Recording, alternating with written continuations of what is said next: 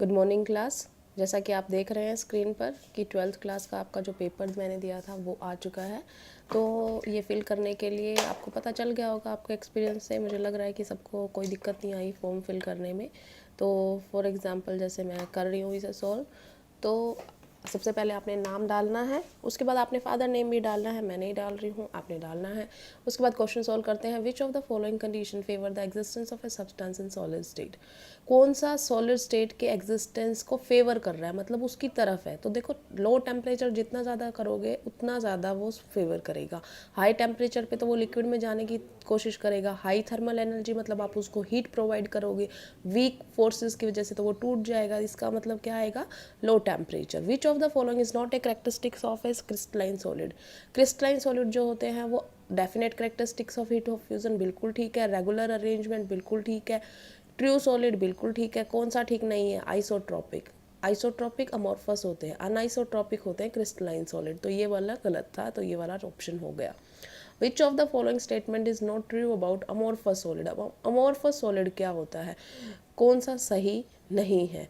On heating they become crystalline at certain temperature. ये बात बिल्कुल सही है। अमॉर्फस को अगर हम हीट करके बहुत आराम से ठंडा करते हैं तो वो किसी टेम्परेचर के ऊपर क्रिस्टलाइन बन जाता है। They become crystalline on keeping for long time. ये बात भी बिल्कुल ठीक है कि बहुत सालों तक हो जाते हैं तो वो क्रिस्टलाइन बन जाते हैं। Amorphous solid can be moulded by heating. Amorphous solid का देखो एग्जांपल, आपने प्लास्टिक देखा है, प्लास्टिक को हम दोबारा से मोल्ड करके शेप दे सकते हैं दूसरी, तो ये भी ठीक है। They are अनआइसोट्रॉपिक। क्रिस्टलाइन जो होते हैं वो अनआइसोट्रॉपिक होते हैं, अमॉर्फस नहीं, तो ये इसका आंसर होगा। Iodine molecules are held in the crystal lattice by. तो बेटा कूलम्बिक फोर्सेस मतलब आयनिक कंपाउंड है, कोवलेंट बॉन्ड मतलब उसके अंदर नेटवर्क सॉलिड्स हैं तो उसके अंदर आएगा, तो उसमें भी नहीं आता। डाइपोल डाइपोल इंट्रैक्शन, इसका मतलब डाइपोल होना ज़रूरी है, तो ये सिर्फ ऐसे मॉलिक्यूल्स में मिलेगा जिसके पास दो अलग अलग एटम हो। जैसे HCl का पूछोगे तो उसमें डाइपोल डाइपोल इंट्रैक्शन आ सकता है। जो मॉलिक्यूल बराबर है जैसे I2 O2 H2, जब इन मॉलिक्यूल्स को हम सॉलिडिफाई करते हैं तो वहाँ पर डाइपोल इंड्यूस डाइपोल इंट्रैक्शन आती हैं, जिसको हम बोलते हैं लंदन फोर्सेस। ठीक है, तो ये डाइपोल इंड्यूस डाइपोल आए या लंदन फोर्सेस आए, उस पर टिक करना है। Which of the following is a network solid. Network solid होता है कोवेलेंट सॉलिड, तो उसका एग्जांपल है diamond. Graphite is a good conductor of electricity due to the presence of, उसके पास फ्री इलेक्ट्रॉन्स होते हैं, हर कार्बन के पास एक फ्री इलेक्ट्रॉन होता है। तो ये लोन पेयर ऑफ इलेक्ट्रॉन गलत है, फ्री वैलेंस इलेक्ट्रॉन बिल्कुल ठीक है। Cations are present in the interstitial sites in. Frenkel defect के अंदर ऐसा होता है कि कैटायंस अपनी जगह छोड़ के इंटरस्टिशियल साइट पे चले जाते हैं, इसीलिए फ्रैंकल डिफेक्ट को वैकेंसी एंड इंटरस्टिशियल डिफेक्ट बोला जाता है।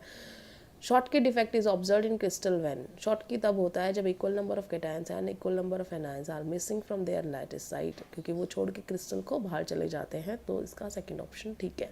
To get N type semiconductor from silicon it should be doped with substance with valence.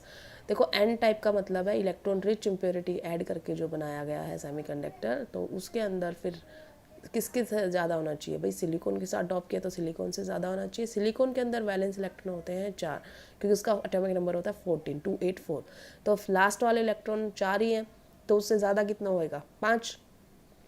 उसके बाद 10th क्वेश्चन है the total number of tetrahedral voids in the face centred unit cell. देखो face centred unit cell के अंदर 4 particles होते हैं, ये आपको कैलकुलेशन पता है। और टेट्राहेड्रल वॉइड्स होते हैं वो डबल होते हैं नंबर में। ऑक्टाहेड्रल वॉइड पूछते तो सेम टू सेम होता, टेट्राहेड्रल वॉइड डबल है तो 4 दूनी 8। 11वां क्वेश्चन है which of the following point defects are shown by AGBR। AGBR बेटा शॉर्ट की और फ्रैंकल दोनों दिखाता है, तो A है शॉर्ट की, B है फ्रैंकल, तो ये हो गया A and B both. In which pair most efficient packing is present. ये एक ही पैकिंग होती है जो HCP और CCP जिनकी एक ही परसेंटेज होते हैं 74%। HCP अलग है, CCP अलग है, लेकिन दोनों की पैकिंग एफिशिएंसी बराबर है। तो HCP and CCP the percentage of empty space in the body centred cubic arrangement. यहाँ पे बच्चों ने समझने में गलती की है। Body centred cubic unit cell में 68% पैकिंग एफिशिएंसी होती है, लेकिन उसने पूछा क्या है the percentage of empty space मतलब खाली स्थान, तो 100 में से अब 68 घटा दोगे तो वो खाली स्थान आ जाएगा, वो आ जाएगा 32। Silicon doped with electron rich impurity, जब सिलिकॉन को इलेक्ट्रॉन रिच इम्प्योरिटी के साथ करते हैं डॉप्ड तो एन टाइप बनता है, तो ये एन टाइप सेमीकंडक्टर। इन ए टेट्रागोनल यूनिट सेल, ये सेकंड नंबर वाला था यूनिट सेल, क्यूबिक के बाद आया था, उसमें एक साइड कैंसिल हो गई थी, तो इसका मतलब A is equal to B is not equal to C, all angles are equal and they are equal to 90 degree. A ferromagnetic substance becomes a permanent magnet when it is placed in a magnetic field because ferromagnetic substance वो होते हैं जो permanent magnet बन जाते हैं जब उनको external magnetic field में रखा जाता है, क्योंकि उनके सारे डोमेन्स जो होते हैं वो एक ही डायरेक्शन में हो जाते हैं, मैग्नेटिक फील्ड से अलाइन करते हैं, तो all the domains get oriented in the direction of magnetic field. What type of solid are electrical conductor? Malleable, ductile. नाम ही आ गया मैलेबल, डक्टाइल तो मेटेलिक होगा, सीधी सोचने वाली बात ही नहीं थी कोई। Amorphous solid, rubber, plastic, gas, सारे अमोर्फस है तो ऑप्शन डी आ जाएगा। Arrangement of sphere in CCP is ABC ABC. अगर एचसीपी पूछते तो हम एबी पैकिंग करते, लेकिन सीसीपी या एफसीसी होता है तो हम एबीसी पैकिंग लिखेंगे। In a face centred unit cell the number of atoms present are, of course 4 होंगे क्योंकि फेस पे होते हैं 6, तो 6 इंटू 1/2 प्लस में 8 कॉर्नर्स में तो 8 इंटू 1/8 टोटल आ जाएगा 4।